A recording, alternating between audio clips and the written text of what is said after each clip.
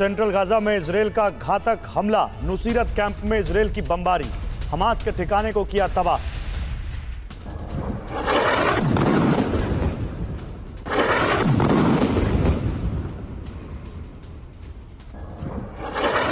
एक और बड़ी खबर है, इजरायली हमले में जमींदोज हुआ एन जालूत टावर। आईडीएफ का दावा, हमास का कमांड सेंटर था जालूत टावर। नुसीरत कैंप में टावर से तबाही।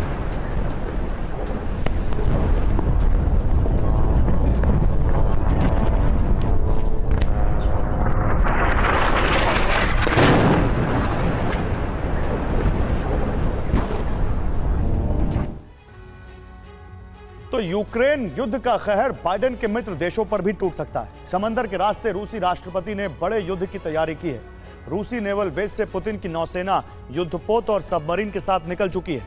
सिर्फ इतना ही नहीं, रूस ने अपने मित्र देश उत्तर कोरिया से भी एटमी तैयारी के लिए कह दिया है। आखिर व्लादिमीर पुतिन की इतनी बड़ी तैयारी की वजह क्या है और कौन कौन से देश पुतिन के टारगेट पर हैं, इस रिपोर्ट में देखिए।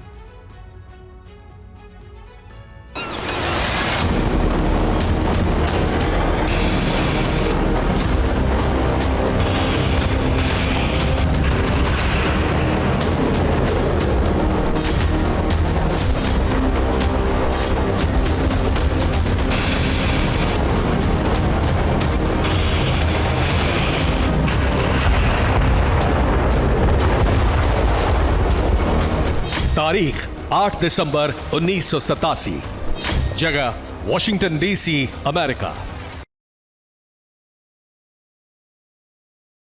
तत्कालीन अमेरिकी राष्ट्रपति रोनाल्ड रीगन और रूसी राष्ट्रपति मिखाइल गोर्बाचेव वॉशिंगटन में मिले। दोनों के बीच आईएनएफ ट्रीटी पर हस्ताक्षर हुए। तय हुआ कि दोनों देश लॉन्ग और मीडियम रेंज की मिसाइलों के विस्तार पर रोक लगाएंगे, अपनी सरहदों से बाहर तैनात नहीं करेंगे। 32 साल बाद साल 2019 में अमेरिकी राष्ट्रपति डोनाल्ड ट्रंप ने यूएसए को इस ट्रीटी से अलग कर दिया। –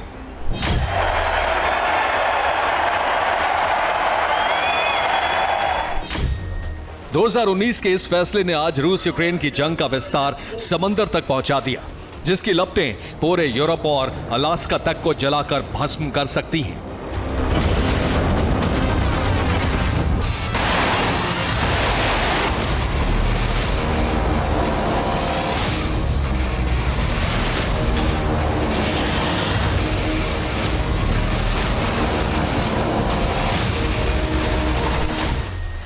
ब्लू जोन में होने वाले विध्वंस की पटकथा बाइडेन ने लिखनी शुरू की है, लेकिन अंत पन्नों पर हस्ताक्षर पुतिन की कलम से होने वाले हैं।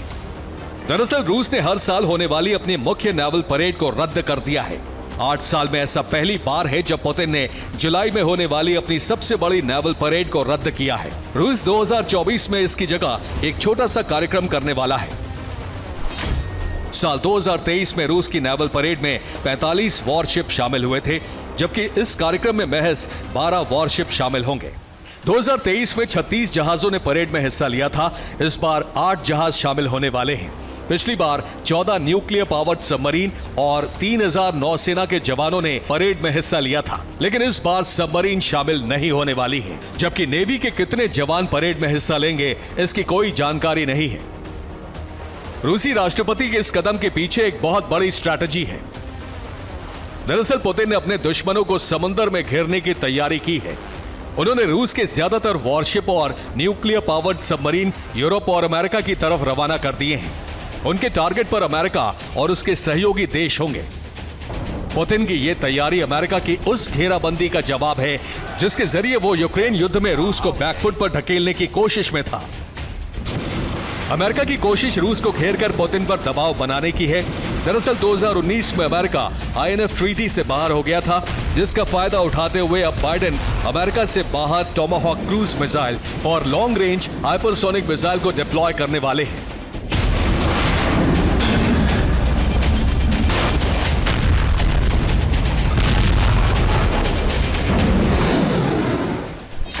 अमेरिका ने Germany, Poland, Latvia, Lithuania, Estonia और फिनलैंड में मिसाइल तैनात करने की तैयारी की है।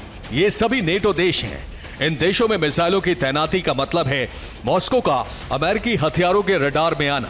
इन देशों में रूस से सबसे दूर जर्मनी है, यानी अमेरिकी हथियारों से मॉस्को की अधिकतम दूरी 1500 किलोमीटर रह जाएगी।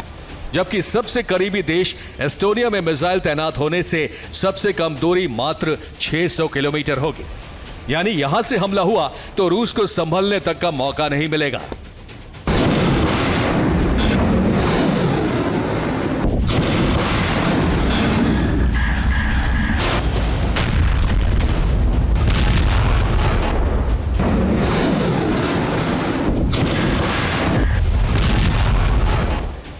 अमेरिका की घेराबंदी के जवाब में व्लादिमीर पुतिन ने बड़ी प्लानिंग की है। पुतिन ने अमेरिका के खिलाफ 2 फ्रंट वॉर की तैयारी की है, जिसमें समंदर और जमीन शामिल है, ताकि हर तरफ से अमेरिका पर चोट की जा सके। नंबर 1, समंदर में युद्ध की तैयारी। अलास्का में रूस ने अपने युद्धपोत और सबमरीन भेजे हैं। वहीं यूरोप में अमेरिका समर्थक देशों की समंदर में घेराबंदी शुरू कर दी है। नंबर 2, जमीन से हमले का प्लान। रूस बेलारूस और कैलिनिनग्राद में स्ट्रैटेजिक मिसाइलों की तैनाती करने वाला है। अफ्रीका, उत्तर कोरिया, ईरान, क्यूबा और अरब से सैनिकों की भर्ती शुरू कर दी है। वहीं उत्तर कोरिया को परमाणु मजबूती देकर उससे नेटो देशों पर एटमी हमला करवाने की तैयारी में है। 24 घंटे पहले रूस के उप रक्षा मंत्री एलेक्सी क्रिवोरुचको उत्तर कोरिया दौरे पर गए थे, जहां उन्होंने किम जोंग से भी मुलाकात की थी। दावा है कि मुलाकात के दौरान सैन्य सहयोग समझौते पर जोर दिया गया था, जिसका अर्थ है रूस पर हमले का जवाब नॉर्थ कोरिया देगा। साफ है, अगर अमेरिकी मिसाइलों की परछाई भी मॉस्को की जमीन पर पड़ी तो वॉशिंगटन और नेटो देशों पर एटमी बारिश होने से कोई रोक नहीं पाएगा। Bureau report, TV9, Bharatvarsh.